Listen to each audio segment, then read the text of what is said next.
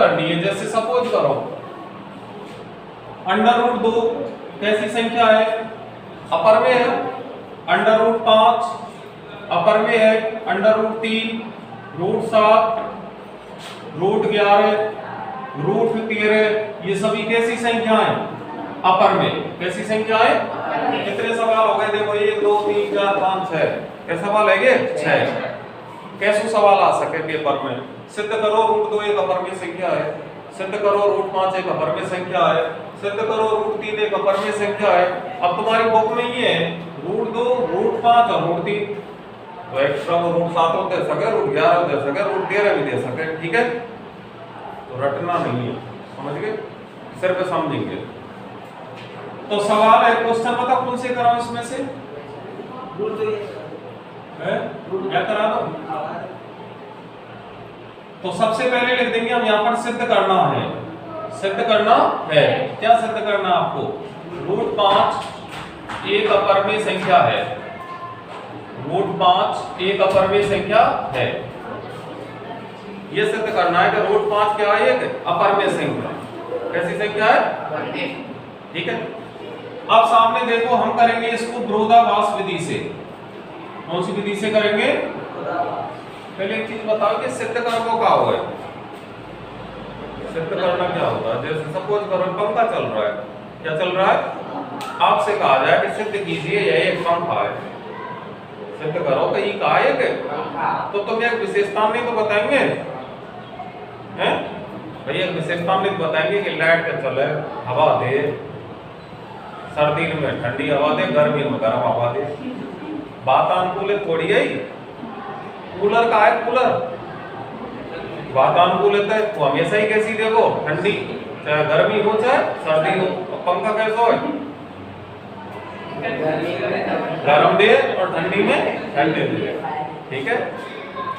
तो आपको देखो सामने सिद्ध करना है √5 एक अपर में संख्या है और आप इसको कर रहे हैं विरोधाभास विधि से, ठीक है। विरोधाभास का मतलब है अपोजिट, पढ़ना पड़े अपोजिट। देखो देखो अपोजिट का है नाइट, और नाइट को और देखो कितने जानो मना जानो। तो देखो विरोधाभास विधि से तो इसका विरोध कर रहे हैं, ठीक है। एक बंदा तो कह रहा है कि आज डे है, अब डे है, दिन है, अब क्या बताओ दिन, दूसरा करो दिन ना है, रात है वो ना अपोजिट, क्या हो गया उसका अपोजिट, ठीक है। तो विरोधाभास विधि का मतलब है अपोजिट। तो हम क्या करेंगे, सवाल में तो कह रहा है कि √5 एक अपर में संख्या है, कैसी संख्या है, अपर में संख्या है, तो हम इसको मान लेंगे पर में।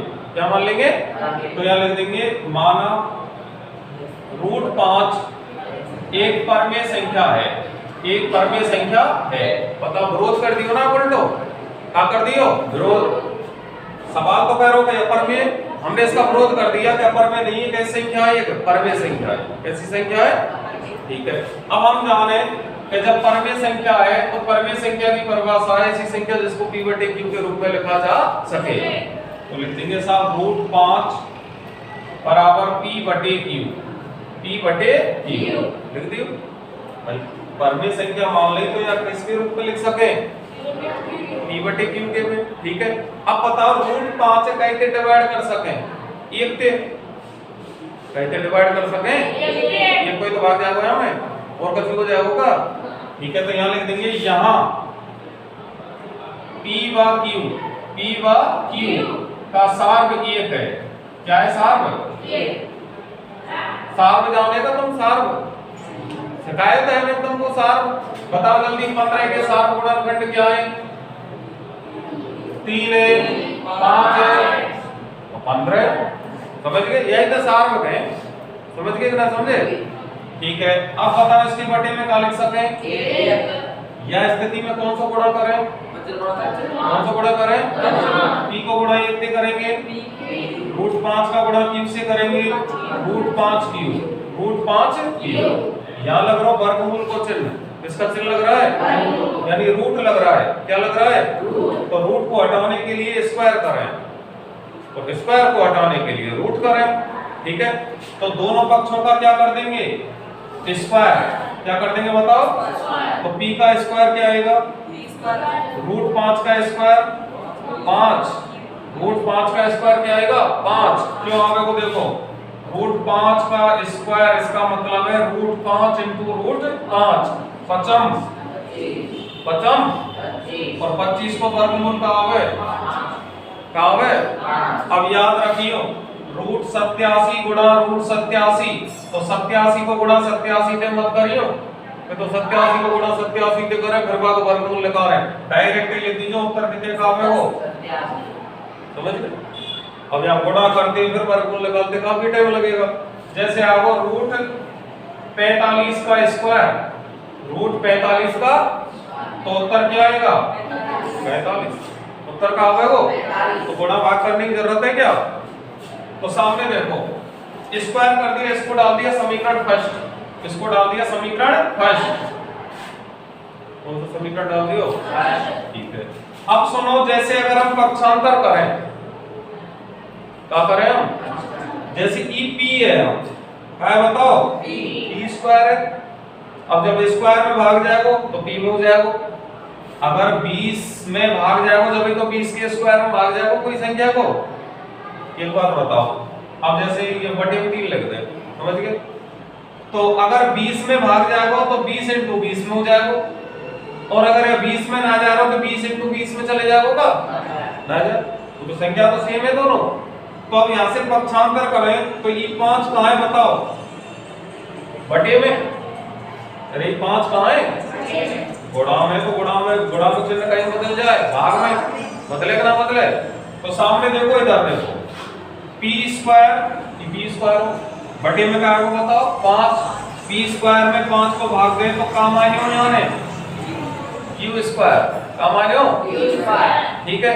अब हमने पी पे थे स्क्वायर हटा दियो, पी स्क्वायर में 5 को भाग दे तो आवे क्यू स्क्वायर, अगर हम पी में 5 को भाग देंगे तो क्या आवे वो?